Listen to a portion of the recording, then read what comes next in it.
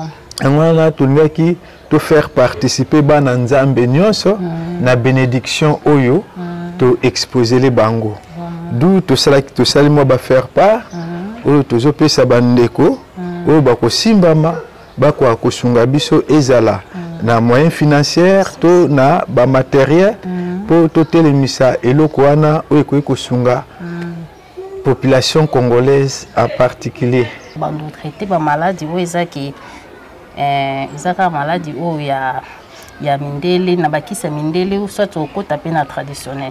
Donc yango moni toujours ki moi likanisi wana ya ko fongola laboratoire médical oyo koyeba na ko contribuer na musala otozo sala.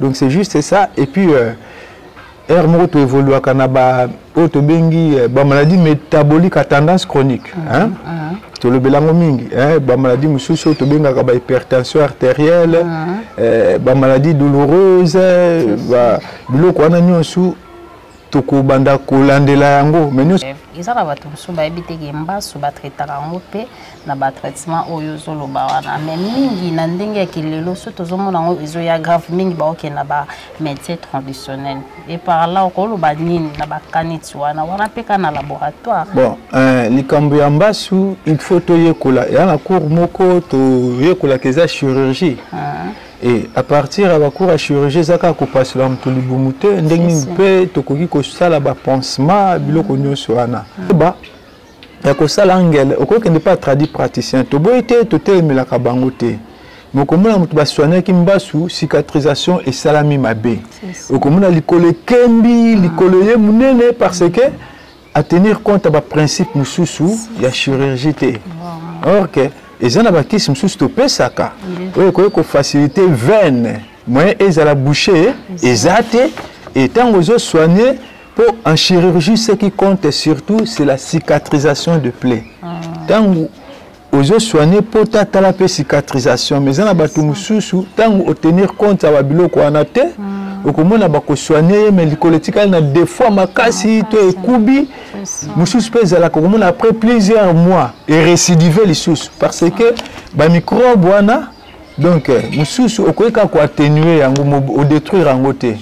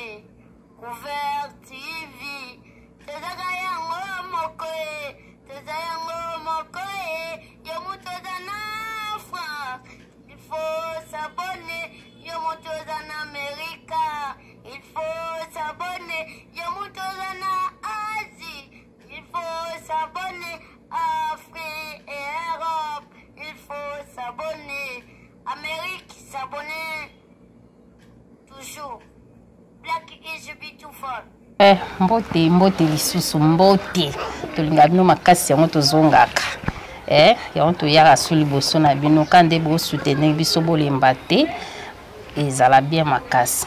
Abonnez-vous massivement à la grande découverte vous a jamais déçu na oyamba papa na biso Jean-Claude boyebi na bino ye aza ba titre belé po aza muto atangi minga aza maele do aza lipamboli ya nzambe na classe sangani yango tolinga ye mingi lelo na sepele ko yamba po ezana batu ba binga bemo yamba su papa Jean-Claude Poindi na lelo obligatoire na yamba to solane concernant carrière na carrière na bonjour papa Oui, bonjour maman BMD. Vraiment, sans plus tarder, tous les qui n'émission à Bissau Lelo, Lelo te nous concernant carrière nayo. Aux abattant et belé aux Nzamba Pesu. Il y a le bosso te ebi étant que pasteur, homme de Dieu. Il y a mis balé te ebi étant que professeur. Il y a mis ça tout moni étant que docteur. Et toujours les gars par-ci par-là, toujours mon a la publicité calaté bientôt faut au sala oui ça quoi centre tout bien au centre au tout moni ba papier excusez ba papier est tamboli partout non j'espère que bozo mona ya mon le no ben no yamba etro bila mingi carrière na j'espère que bino mo bon moni yo mtu ana besoin li pamboluka papier comme là. Merci beaucoup, Papa Jean-Claude. Ok, merci beaucoup. Oui, c'est trop gentil de votre part. Et puis, là, je salue. Tout le barabilo revenu chez Zangolo. C'est ça. Et ça, na effort, na bichoté, ndenge, Paul a lobby, na épître, na à Corinthien, que nous, tous en anglais, c'est pas embêté. Et c'est là nous a fait. Ou accorder cette grâce-là, il y a quoi moi makambo ebele. Et na makamno so toyebi tozolo beaucoup plus que munganga. Naza munganga na yekola na bande konanga ebele bamsu bana mboka libanda. Neti ba Dominique Opé le Senga ba Danga Goshin moi na défunt docteur Danga et général Danga. Et puis, il y a Léon Mopia, Baron Subaza, Libanda Mboka. Je crois que Bazo Andabiso très bien pour toi, on a un groupe même Kabemer, donc Kangourou, Blanc pour un monde erré, tout ça qui n'a Bango et Longo à l'université, on parlait beaucoup plus de la médecine. C'est dans ces mêmes optiques-là que pour contribuer à l'avancement, il y a Héros Tozanango, n'a grâce à Nzamba Pessibiso, Tolinga qui, tout ça là. Institution sanitaire ou population ya quartier na biso ko profiter nango plus particulièrement bana Nzambe et pour na ko banda nango to sepela ki vraiment na ko attaquer directement na laboratoire moko biomédical yango no moni tant to évaluer coût par rapport à moyen to za nango to mona ke biso moko to ko katé yo moko yebi na mboka na biso makam to za nango vraiment to ngaki to faire participer bana Nzambe nyonso na bénédiction oyo to exposer les bango d'où to sali moi ba faire part oyo to zo pesa bandeko oyo ba ko simbama ba ko akosunga biso ezala na moyen financier to na ba matériel pour to telemisa eloko wana oyo ko sunga population congolaise en particulier. Vraiment. En tout cas, merci. J'espère que bien mon boyo qui explication ya papa na biso Jean-Claude oyaza docteur atangi mingi. Ngambo kunde nazabwe naza témoignage na kenda hôpital sous-souté. Pe na linga hôpital té. Que soit maladie et nyonso nazwara téléphone à tigri et lili pa Jean-Claude soki a commis et ratakate. Et ratakate mais tout mon a lelo likolo souffrance au monde mutu bakomela ke ordonnance peut-être lelo les 12 akobomba ordonnance wana sera beli sous les 12 peut-être il y a mois ou soit après 3 mois arrosera ordonnance na asombi ba kisi likolo ya kokima ba prix ya ba hôpitaux o bazo senga biso alors lelo aza makanisi malamu ya ko sala centre lipamboli ezaka te soki ndengeni lipamboli Nzamba ebindenge asalaka. J'espère que bino mo boyebi molobe na biso nini asala ye atretaka presque ba maladie belé pas encore le centre au niveau sala ezaka rapona ezala centre moko bando traiter ba maladie o ezaki ezaka maladie o ya mindele na bakisa mindele ou soit au kota pena traditionnel. Bon, en fait na sala médecine traditionnelle donc kolbape médecine ba mindele c'est trop fort mais to kene na médecine moko moderne yango moni eloko aliboso to lingi to beta cetezal cambia diagnostic parce que pour soigner mutu malamu il faut esengelo ba maladie nini eza na nzoto pezo tungisa ye et ezala kana diagnostic médical oyo ye moko munganga tangwa ye asololi na malade akoyeba ekoki kozala nini alors mpona koconfirme yango totindaka nde malade na laboratoire et laboratoire ntango akosala l'examen à partir ya barésultat tokoki koconfirme to koinfirme diagnostic ya munganga alors eyaka na biloko mingi esengaka ntango mosusu mpe laboratoire koki kosala ngo na bacondition moko oyo esengeli te du yango wana esengaka vraiment mwa confrontation ya malamu mais mpo tozala na contrôle ya nyonso wana yango esengaki vraiment tozala na laboratoire ya biso moko et na laboratoire ya biso moko tokozala rassurer que laboratoire asali yango na bacondition ya malamu mpe résultat pesi biso ekomema biso na libunga te donc yango moni tozwaki mwa likanisi wana ya kofongola laboratoire médical oyo ekoyeba na kocontribue na musala oyo tozosala donc c'est juste ça et puis aire moko toévoluaka na oyo tobengi bamaladi métabolique à tendance chronique tolobelango mingi bamaladi mosusu oyo tobengaka bahypertension artérielle bamaladi douloureuse biloko wana nyonso tokobanda kolandela yango mais nyonso ezodépendre na baéquipement oyo tokozala na yango soki tokozala na baéquipement ya malamu baglycomètre tokoyeba contrôler bato ya sucre microscope il y a des centrifugeuses parce que dans le laboratoire na biso mingi to parcourir awa vraiment bolimbisanga okomona l'examen mosusu esenga centrifugeuse mokomona kaka moto akamati échantillon soit amasuba atengamisi mwa moke boye atelemisi ntango badéchet est précipité et s'est précipité na se nde akobwaka zwi badéchet wana atie eleki na centrifugation te mais comment est-ce que tokoki kozala sur na résultat wana ya biloko wana yango mo tozosenga mwa soki toza na mwa appareillage moko ya bien bosungi biso tozwi yango tokoka kosunga bandeko na biso mpona kosala badiagnostic moko ya malamu mpe kopesa bango basoin oyo esengeli mpona bakoka kobika. Vraiment. Niti, la fois passée, tu as bikisa plus de 3 bambas ou yabakambo ezaka grave. Est-ce que ils ont la tout ba ebité mbas ou ba traiter yango pe na ba traitement oyo zolo ba wana mais mingi na ndenge ya kilelo so tozomona ngo ezo ya grave mingi ba oke na ba médecin traditionnel et par là ko lo ba nini na ba kaniti wana peka na laboratoire. Bon, likambo ya mbasu il faut toyekola ya na cours moko to yekola keza chirurgie.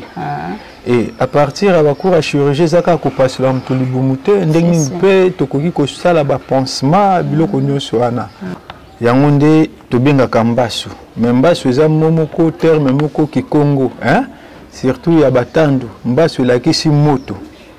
Or que en chirurgie et puis na immunologie, eza na ba cour ebele bazo ebisa biso. Quand il y a l'inflammation, il y a d'abord la chaleur, il y a la tuméfaction, il y a la douleur et rougeur. Donc, 4 points cardinaux oyo. Yangonde, il talisaka inflammation. Or, que biloko wana nyonso ezalaka namba nambasu. Alors, à partir de principe wana, nde e permetaka biso to soigner maladie wana. Et tant que na principe wana et na ba degré sikoyo ya ba inflammation, ndenge nini ba microbe wana esali invasion na niveau ya nzoto et toko découvrir yango tant tozota la pota marque kaka ya pu tofina o tobenga tofina ndenge ezobima na poto koyeba ke no pota oyo eza infecté na degré boye pe okosala antibiotique okopona antibiothérapie moko de choix pour nous permettre que guérison ezala mbao. Et puis, tu es bakablo comme sous se créer à moi, ba flegmo, makambo belé. Alors, yango to lobi place à kofskeba, ya ko sala angel, oko ke ne pas traduit praticien. To boité to telme la kabangote. Mais comme on a soigné qui mbasu cicatrisation et salami mabé. Comme on a likole kembi, likole ye munene parce que à tenir compte de principe mususu, il y a chirurgie. Or que et ça n'a pas qui se stoppé ça car oui quoi faciliter veine moi et à la boucher et zate et tant aux soigner En chirurgie, ce qui compte surtout, c'est la cicatrisation de plaies. Tant que vous soignez pour la cicatrisation, mais en tant que tenir compte de la biloko anate, okomona bako soigner mais l'écologique na des fois makasi to ekubi mususu pesa la komona après plusieurs mois et récidiver les sous parce que ba microbe wana donc mususu okoyeka ko atténuer yango o détruire yango te avant de tant à cause sous force ça nini azongi les sous pe a causer sous tort na ndeko azala ko bela yango no moni na ba principe wana il y a des gens aussi qui parlent de mauvais sorts mais na moi grâce au nzamba pesibiso to yebi ke tant to sala ka musala na nzambe assista kabiso yango moni ke to soignaka ba maladie wana.